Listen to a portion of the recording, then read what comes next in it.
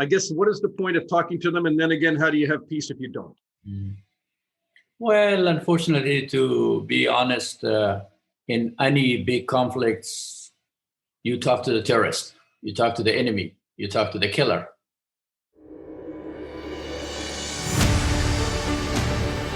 Hi, everyone, and welcome to this edition of Backstory. I'm Dana Lewis. President Trump has been touting his election slogan that he's going to bring U.S. troops out of Afghanistan by Christmas. But as usual, Trump is not the king of clarity. Troops came home long ago, most of them. There aren't very many there, just a few thousand to train the Afghan army and also key air assets to support operations. The U.S. at one point had 100,000 troops in Afghanistan. The Obama administration reduced it to about 5,500. Funny enough, in 2017, Trump criticized President Obama for making pronouncements about troop drawdowns in Afghanistan. We will not talk about numbers of troops or our plans for further military activities.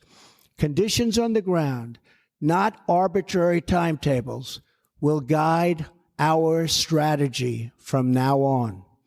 America's enemies must never know our plans or believe they can wait us out. Anyway, that's politics for you. Right now, there are peace talks with the Taliban to stop dreadful attacks across that country. But they keep occurring. So is there really the chance of peace in that poor country that has been through so much? And I've been there a lot. I was one of the first ones to cross into Afghanistan after 9/11 from Tajikistan, and I've been back and forth into Afghanistan as a correspondent a couple of dozen times. On Backstory, Afghan peace prospects. Coming up, we talk to the former Canadian ambassador to Afghanistan, Chris Alexander. But first, the Afghan ambassador to the UK, who has been so kind to discuss the current challenges. All right, I want to introduce you to Said Tayeb Jawad. He is the serving ambassador to the United Kingdom of Great Britain and Northern Ireland, representing Afghanistan. Hello, sir. Good morning.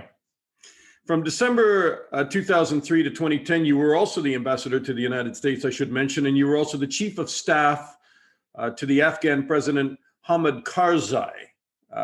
You have a lot of experience in terms of watching what's been happening in Afghanistan. Yes, I've been serving in different capacities in Afghan governments, basically since 9/11, since 2002. It's amazing to see, as peace talks are underway with the Taliban, so-called peace talks, this relentless violence. I mean, rockets fired, a car bomb, attempts by the Taliban to take Lashkar Gah in Helmand province. Is this the road to peace?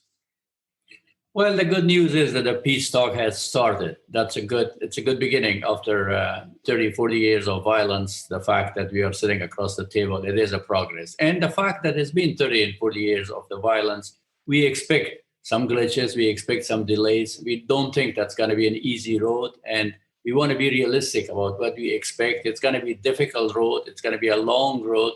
And it's going to be difficult to manage the expectations of the Afghan people, who really deserve peace, demand peace, but we have to come actually into an agreement with the enemy, also with the Taliban, to what kind of setup will emerge from the peace talks. What is the point of talking to the Taliban? I mean, initially they were directly tied into Al-Qaeda. Then they said they weren't, but they've been operating in conjunction with the ISI, the Pakistani intelligence agencies, launching relentless, endless attacks. I guess, what is the point of talking to them? And then again, how do you have peace if you don't? Well, unfortunately, to be honest, in any big conflicts, you talk to the terrorist, you talk to the enemy, you talk to the killer. That's what happened. And then big peace processes and then in Colombia and in Northern Ireland and other places.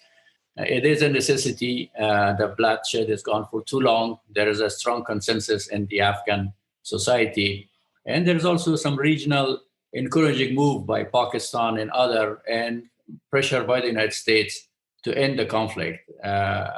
It's not going to be easy. I wish either we had the force to take him out completely and impose actually an Afghanistan that we envision for the future of our country, that's not possible.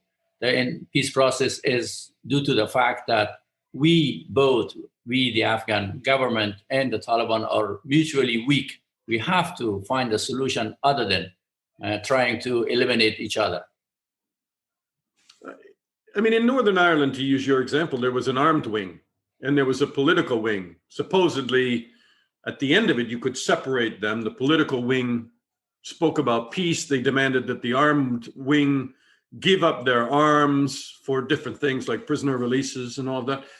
Can you make that differentiation with the Taliban? Is there an armed Taliban, an armed wing, and a political wing? I don't think there is. You're absolutely right. There was, and the conflict in Northern Ireland had a religious or ideological basis. There are some specific demands on what they wanted to accomplish. Same thing in many other, in Sri Lanka or other places.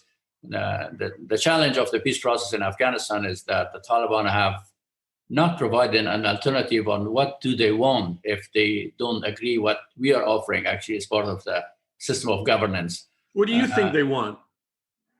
We don't know. And again, we can judge what they were actually when they were an Islamic Emirate in Afghanistan. And that's not actually a very attractive model of governance for the Afghan people or for the rest of the world, in fact. So they have to, part of the peace process is to make Taliban actually to come with specific proposal on not only saying that they don't like what the Afghan people or the Afghan government is doing, it's specifically what is their plans. Like, for instance, what is their plan on the higher education, for example? No higher education at all, or no higher education for girls, or no higher education in separate institutions. They have never actually come up with specific plans and idea on not only on governance, but also on healthcare, on education, on providing services.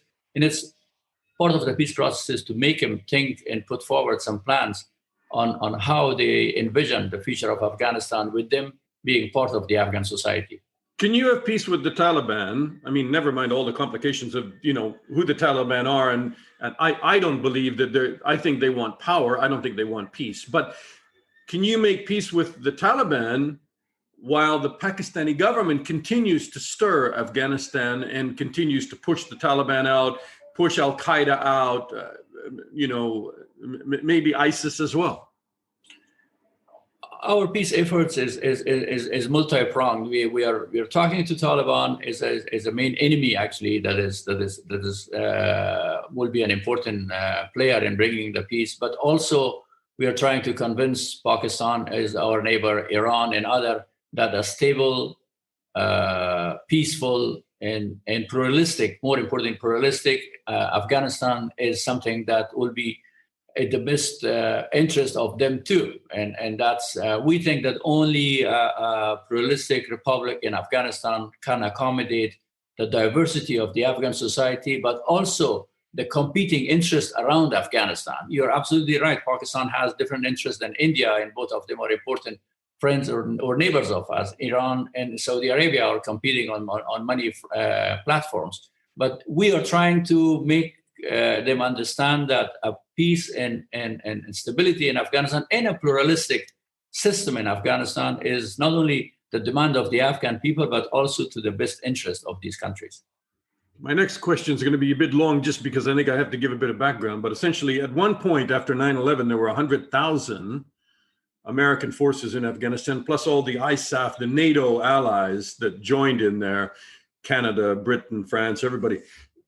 That now we're talking, we only have 5,500 US soldiers in there.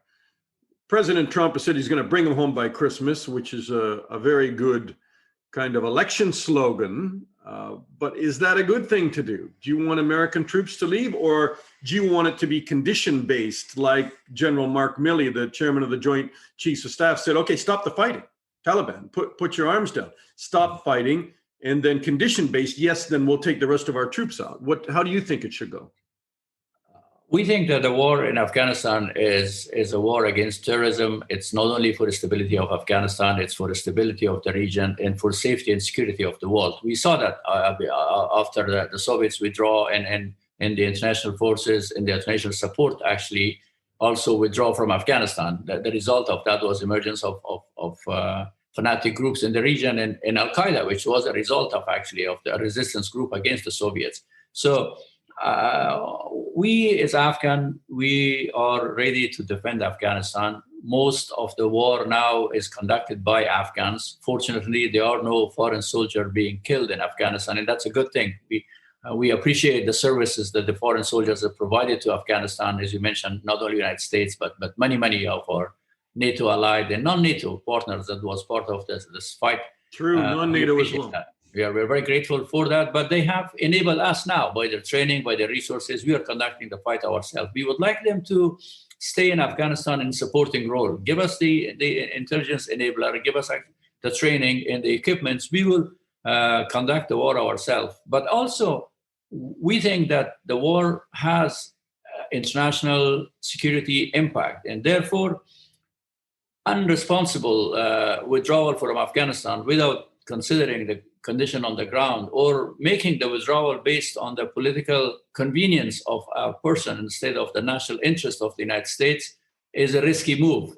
We would like them to reconsider, because we think the best national interest of the United States, of the NATO country in Afghanistan, coincide in working together to making sure that Afghanistan will not become a source of instability for Afghans, for the region, or a source of support for terrorism in the world. The UN came out in June and said that the Taliban retain close ties to Al-Qaeda. This is where this all started after 9/11, when the Taliban were asked to give up Osama bin Laden and Al-Qaeda. Do you believe they are still retaining close ties to Al-Qaeda? And by allowing the Taliban to take some form of power in Afghanistan, don't you allow Al-Qaeda back? And I know that they're still there. Well, of course, it's not only the history of Taliban and Al-Qaeda working together, but also the ideological bond between the two of them are very strong. That's why we have not seen any public statement by the Taliban leadership actually denouncing Al-Qaeda. Our American friends are saying to us that they have done it privately, but if it is an honest stand, they should come out publicly and denounce actually any affiliations with the groups like Al-Qaeda or others, new international terrorist group that operate in or around Afghanistan. So we have our doubt that they will take a strong stand. We will definitely are very suspicious of the idea that making them a tool or a mean of fighting other terrorist group in Afghanistan, is it sometime told by our American friends. We don't think this is going to work, and if it works, it will be repeating the mistakes of the Cold War. Ambassador, where do we go from here? I know that the talks are continuing and the violence is continuing. My final question to you, is this going to play out over weeks, months, years? How is this going to go, do you think? I know it's hard to tell. If you look at the peace processes in Colombia, where I served as ambassador, and I know that country, and other places, Northern Ireland or Sri Lanka, many other conflict areas, usually you're talking in a term of years, unfortunately.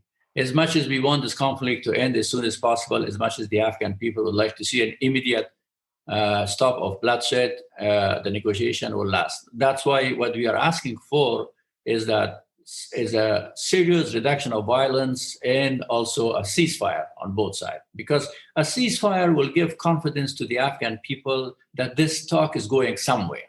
It's very hard for us to sell the idea of the peace to Afghans while dozens of people are getting killed on the street every day. And it's same thing is also on the side of the Taliban. If they are encouraging their young men to wear suicide belts and don't go out and fight and carry jihad, how are they going to convince them to step down and live actually as a normal citizen? That process should start.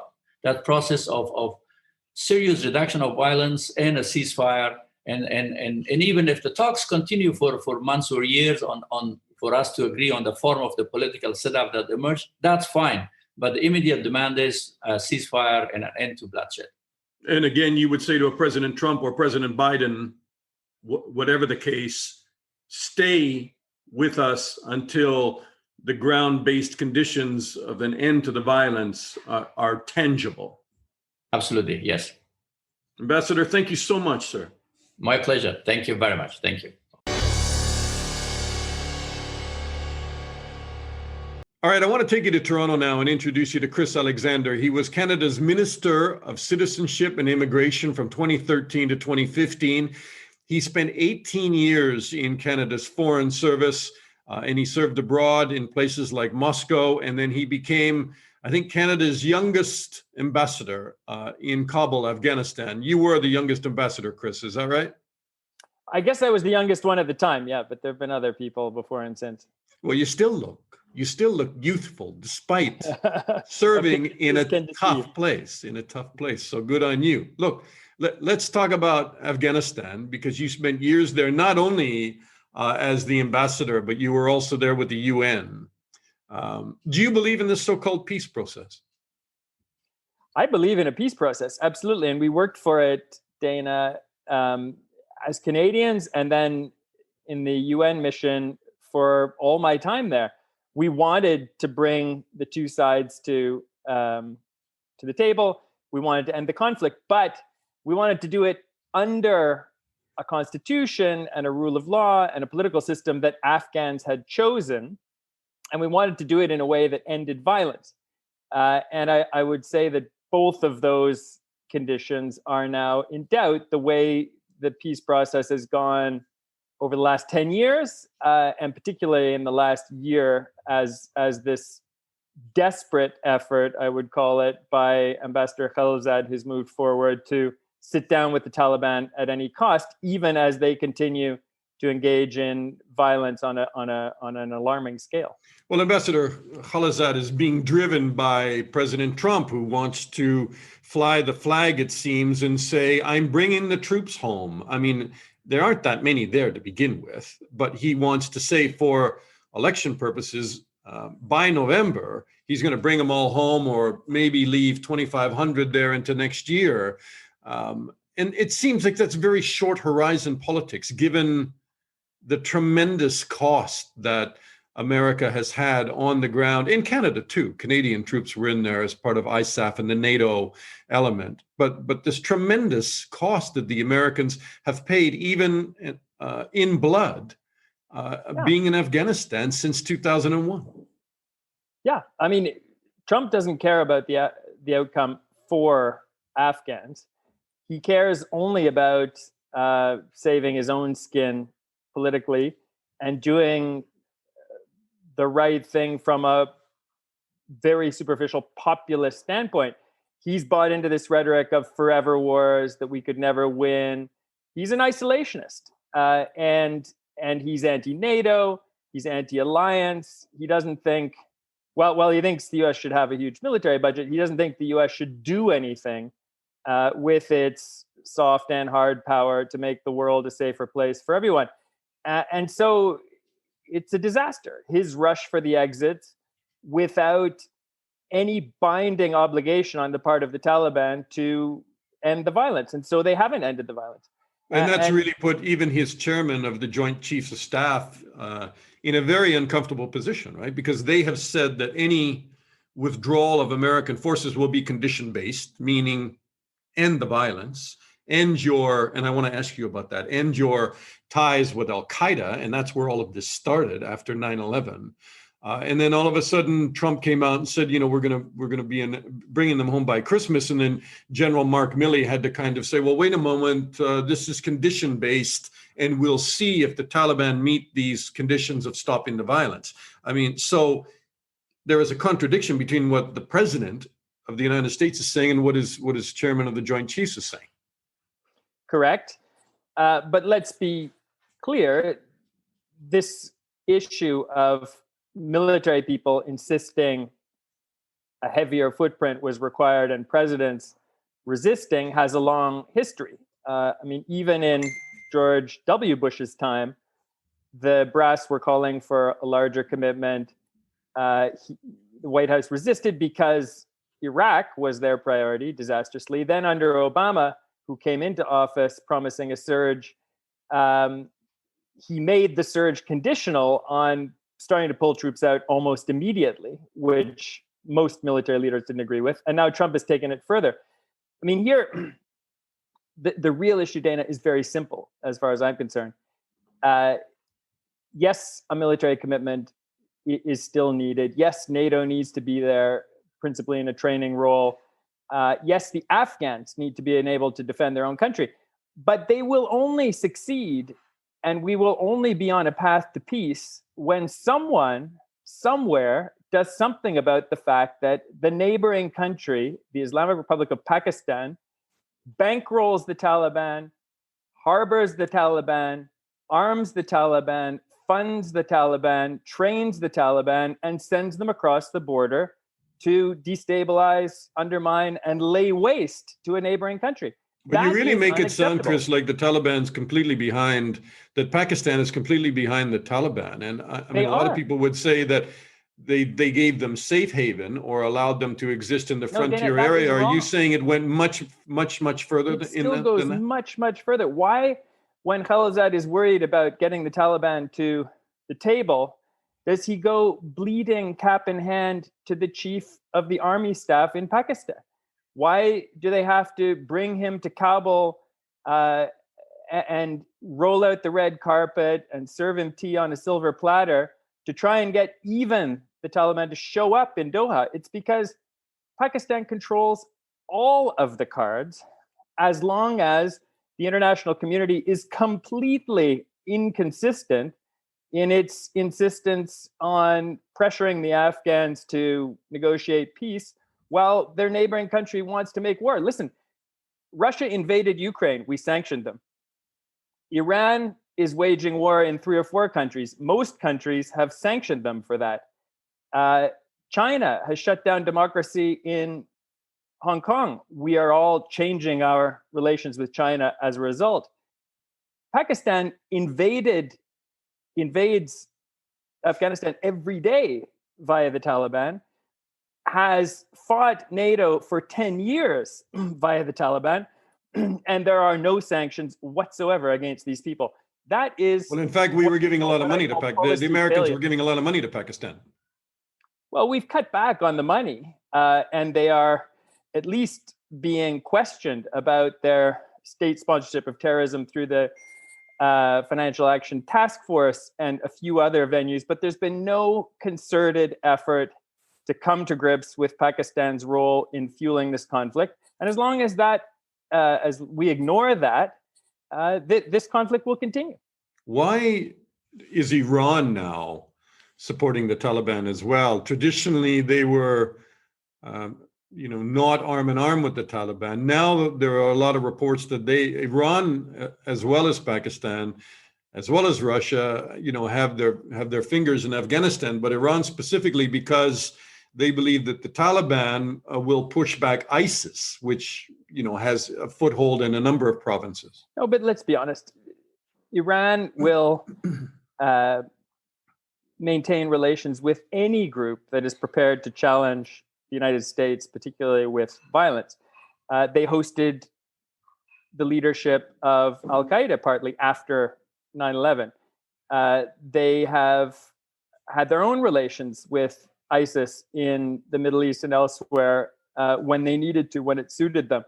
And with the Taliban, they've always, ever since the Taliban began their comeback in earnest in 2006, they've always had their finger in the pie, but it's a much smaller share of the support than Pakistan has. They're stirring a lot less trouble there than Pakistan has. Indeed. I mean, they like the Taliban because they're on an upswing in Afghanistan and they're anti-American. They do not like, generally, violent Sunni extremists who have fought them in Iraq, Baluchistan, and elsewhere. So, Chris, let's roll the clock back a little bit, because there's a generation of people don't understand what the hell we're doing in Afghanistan anyway. But I mean, originally the Taliban were asked to cut their ties with Osama bin Laden after 9/11 and to cut all its ties with Al-Qaeda and essentially give up Al-Qaeda. And they refused. Mullah Omar refused in Kandahar. And then the invasion began after that under President George Bush. Now the UN has come out in June and said that the Taliban retained close ties to Al-Qaeda despite an agreement with America that Washington hoped would see Afghan militants turn their backs on the terrorist group, according to the United Nations monitors. So after all of this fighting to oust Al-Qaeda and make sure that Afghanistan's not being used as a base for terrorist attacks all over the world, suddenly the UN, and you were part of the UN, you tell me if you consider that to be a credible report, are saying that the Taliban are maintaining those ties with al-Qaeda. I have always fought the people in the UN and elsewhere who thought that the idea of breaking Taliban ties with al-Qaeda and with terrorism was feasible. It's not. The Taliban is a terrorist group. The Haqqani organization within the Taliban has been a virulently terrorist group, killing civilians at an alarming rate for a decade now in Afghanistan and more.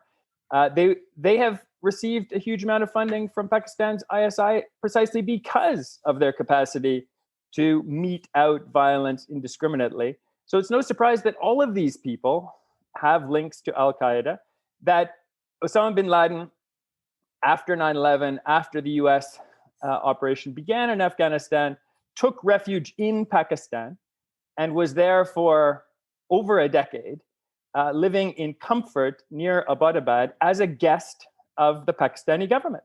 And anyone who thinks that that is not the case, that Pakistan was tough on al-Qaeda and not on the Taliban, that Pakistan doesn't really want terrorists to be based on their country, should have their heads examined, because the facts are completely otherwise. And the fact that there isn't investigative journalism left and right, backwards and forwards, covering all of this is amazing to me. I mean, think of Steve Call's book on the S Directorate of the ISI about their involvement in Afghanistan. This is a guy who wrote Ghost Wars in the wake of, and had great success in the wake of 9/11 with it, basically downplaying Pakistan's involvement. Now, over a decade later, he published a book saying, oh, it's all Pakistan's fault, and no one pays attention. If you're calling... So how do we expect to have any success in the world when we haven't told the truth about what's happening? You sound angry. And I am angry. Is that because, I mean, Canadians also policed some of the toughest terrain in southern Afghanistan, and many Canadians... I'm sad for the families of Canadians who lost their lives there or who were injured there, who've come back with PTSD. The only way you can justify those sacrifices is by being able to say we were on the right path and we got a result. We're not on the right path and we won't get a result. And there are thousands more Americans who lost their lives, thousands more from other NATO countries. And Dana, most of all, there are tens of thousands of Afghans who lost their lives, as well as hundreds of thousands, millions who live in fear in a fragile, in some respects, failed state because we haven't gotten the job done. Most Afghans, I mean, when I entered Afghanistan right after 9/11. I was one of the first journalists across the border from Tajikistan. Most Afghans that I met wanted the Americans to push the Taliban out. They had had enough of them. And for kids to go back to school, they did. And they expected the Taliban would not come back. They did not anticipate that Pakistan would help them mount this comeback, which they have done. And they certainly didn't expect that the United States and other allies would, when Pakistan did this, pretend it wasn't happening. So are we making a mistake by talking to them? Because you're calling them a terrorist organization. We shouldn't bother talking to the Taliban. We should talk to Pakistan and we should say, you drop these guys, you drop the fight in Afghanistan, or we sanction the hell out of you. All right. Well, the ISI, which is the intelligence agency of Pakistan, and isn't about to create that kind of peaceful playing field, I think, but maybe sanctions, maybe there is an argument for sanctions. It doesn't matter. It shouldn't matter at all what they think. This is what they're doing. And the consequences for any other country would be sanctions and international isolation. We should be consistent and bring the same principles to the table with them that we bring to any other state that is causing trouble on this scale. And it's incomprehensible to me why we haven't done it yet. A lot of people would say that Chris Alexander paints a very bleak picture that unless you talk to the Taliban, this fighting is endless. And we've already got 20 years of it. Yeah. The Taliban do not call the shots. Ask anyone who knows the organization. Their bosses are in general headquarters, in ISI headquarters. They do not take decisions autonomously. They never have. This is what a proxy war is, Dana. And yeah, you can keep carrying water for Pakistan and saying, oh, you have to talk to the Taliban, they're their own people. But that's actually bullshit.